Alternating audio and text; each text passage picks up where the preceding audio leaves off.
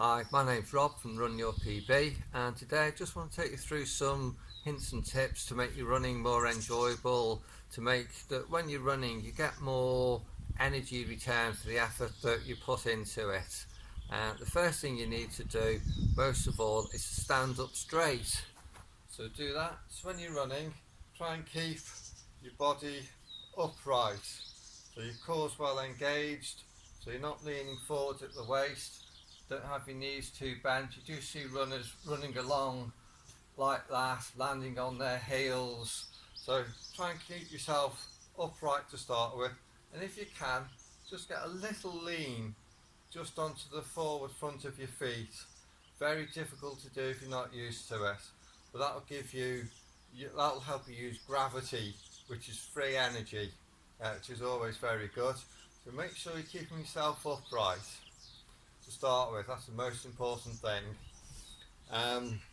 If you come on to landing on your foot, we all know about heel striking and we all know about midfoot running and things like that. I've always found it best, because we're all slightly different, that anything where your foot lands from there with your just a very gentle heel strike to being forward but not landing on your toes. So what you want to avoid is a hard strike with your toes pointing up in the air.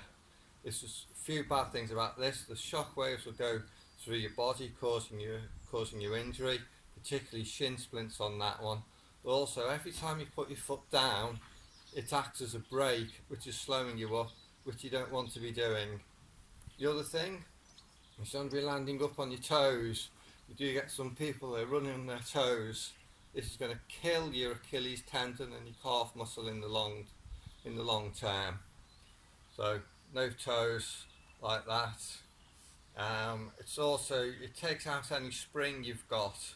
So you need a full foot strike to push off and to get some springs on there.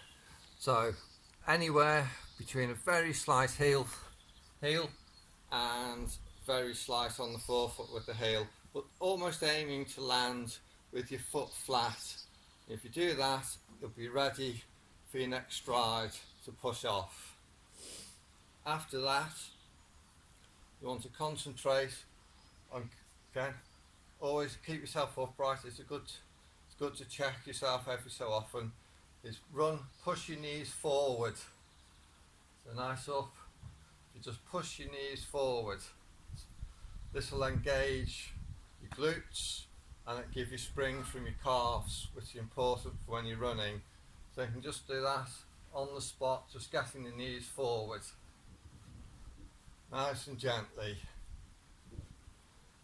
Don't run with your knees too bent. You see a lot of runners doing that. So although they're upright here, the knees are bent and they don't get any spring from their runs, and you do tend to find that that type of runner tires really quickly. So nice upright, just very slight bend of the knee, knees forward. And just practice that.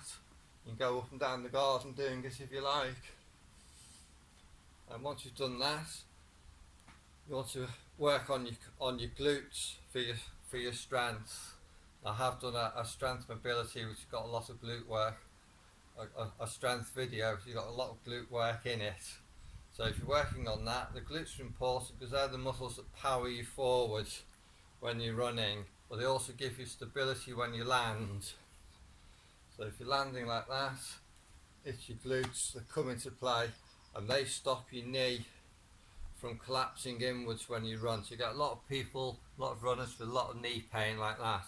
If you've worked on your glutes, they're nice and strong, that stops the knees from coming in. Best exercise for that is a single leg squat. Just up and down gently and keep your knee over your foot all the time. So if you find yourself wobbling around, only go down as far as the knee can stay properly aligned. Now as you get better, you can go further down. I just recommend doing 10 on each leg when you're doing it. It's something you can do while the kettle's boiling if you want, just doing it like that. So if you come onto onto your core while you work your core. It keeps you upright, it allows your lungs to expand, gets the oxygen in, allows you to breathe properly. So if you're leaning from the waist, you can only do shallow breaths because you can't breathe properly. A lot of people ask how they should breathe when they run. My reply is, if I like them, so keep doing it. If I don't like them, I tell them it's optional.